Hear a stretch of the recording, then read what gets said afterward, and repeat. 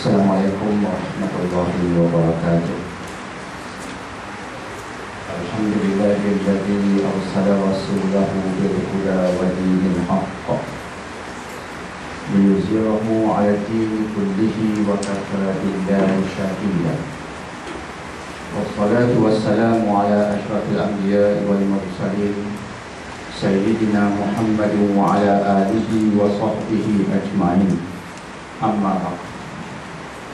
Tuan-tuan dan puan-puan, putera-putera dan puteri-puteri Islam yang dihormati dan dimuliakan, alhamdulillah, lagi sekali kita bersyukur kepada Allah Subhanahu wa taala yang masih mengizinkan pertemuan pada petang yang hormat ini untuk sama-sama kita mengkaji dan mengamati firman-firman Allah Subhanahu wa taala yang terdapat dalam kitab yang paling mulia dan paling agung, yaitu Al-Quranul Karim. Dan seperti yang sering kita peringatkan dan sebut-sebutkan di majlis seperti ini, kita diberitahu oleh Allah Subhanahu wa taala bahawa Al-Quran ini merupakan petunjuk yang aqwa berdasarkan surah Al-Isra ayat nombor 9. Dan Imam Qurtubi rahimahullahu taala mentafsirkan kalimat aqwa sebagai yang paling benar, yang paling adil dan yang paling tepat, sekaligus menampakkan kepada kita tentang betapa pentingnya kita membaca dan memahami isi-isi Al-Quran supaya landasan kita dalam kehidupan merupakan landasan yang paling benar, paling adil dan paling tepat, insya-Allah. Dan kita bersyukur kepada Allah sebab kita menghampiri Ramadan Al-Mubarak. InsyaAllah pada minggu hadapan, mungkin hari Jumaat ataupun hari Sabtunya, kita akan menyambut satu Ramadan.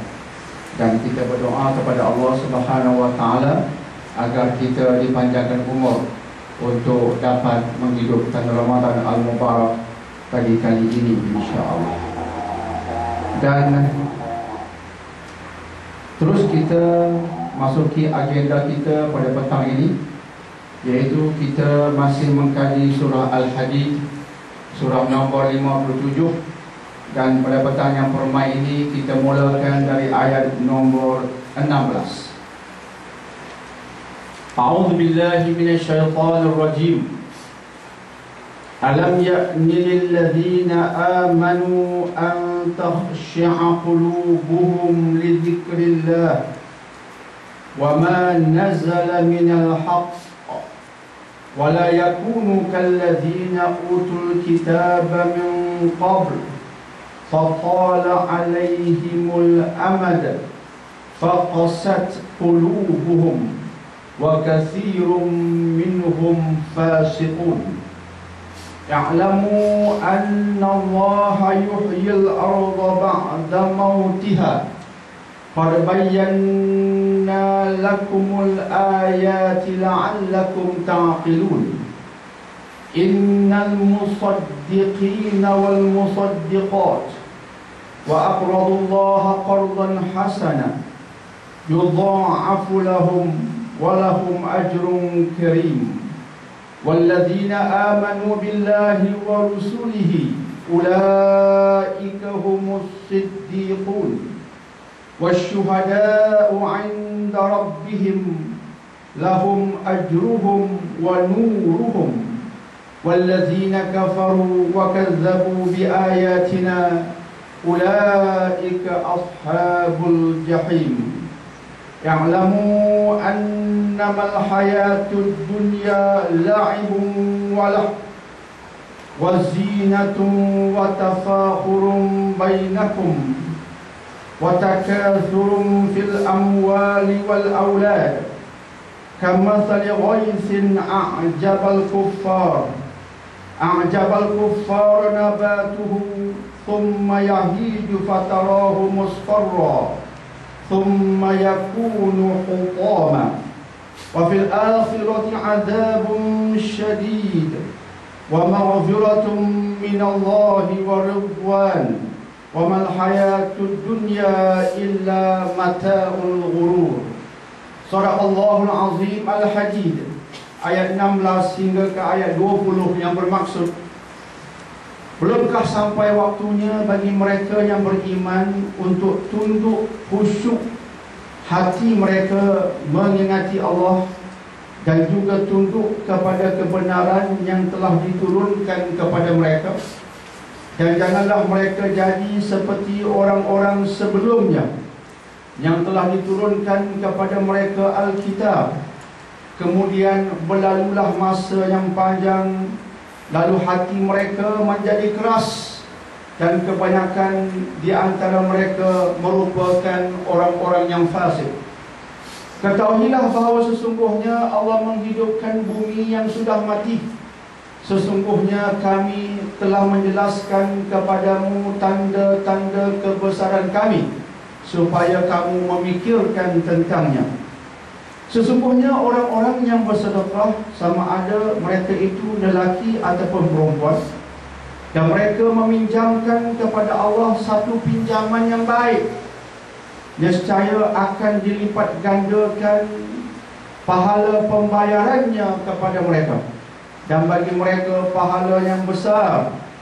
Dan orang-orang yang beriman kepada Allah dan Rasul-Nya, mereka itulah orang-orang yang siddiqin, yang sentiasa membenarkan kebenaran, dan juga orang-orang yang syuhada, yang berjuang sehingga meninggal di sisi Tuhan mereka. Bagi mereka pahala dan cahaya. Dan orang-orang kafir dan juga orang-orang yang mendustakan ayat-ayat kami, mereka itu penghuni-penghuni neraka.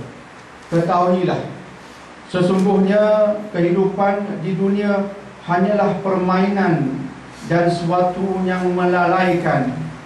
Ia juga hanyalah merupakan perhiasan dan bermegah-megahan di antara kamu, serta berbangga-banggaan tentang banyaknya harta dan anak-anakmu. Kehidupan ini seperti hujan yang tanam-tanamannya mengagumkan para petani. Kemudian tanaman itu menjadi kering dan kamu melihat warnanya kekuningan. Kemudian ia hancur. Di akhirat nanti ada azab yang keras. Di sana juga ada keampunan daripada Allah serta keredaannya. Dan kehidupan di dunia tidak lain melainkan suatu kesenangan yang memperdayakan. Tuan-tuan dan puan-puan, putera-putera dan puteri-puteri Islam yang dikasihi lagi dihormati, pada sesi pertemuan yang lepas kita bicarakan tentang golongan-golongan yang diredai Allah Subhanahu wa taala.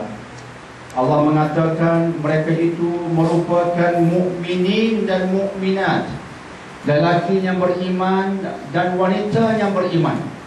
Mereka percaya dengan apa yang Allah katakan, dan mereka menghayati kepercayaan itu dalam bentuk melaksanakan amal-amal yang soleh.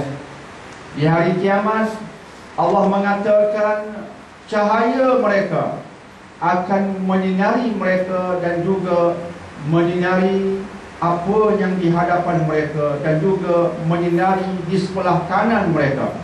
Dan mereka akhirnya dimasukkan ke jannah ataupun syurga yang mengalir di bawahnya sungai-sungai. Sudah pasti mereka yang seperti ini merupakan orang yang sanggup mengawal serta melawan nafsu mereka ketika hidup di dunia. Mereka sanggup melupakan sebahagian kesenangan, kemewahan, keseronokan yang dikejar oleh orang lain. Disebabkan mereka sanggup berkorban sehebat itu, mengetepikan kesukaan yang disukai oleh orang lain semata-mata mencari keredaan Allah, maka mereka mendapat keredaan Allah. Sesiapa yang mengejar keredaan manusia, dia mendapat keredaan manusia. Tetapi hanya di sini. Di sana manusia tidak mampu menganugerahkan apa-apa pun, walaupun di dunia mereka redha dengan kita. Maka itulah balasan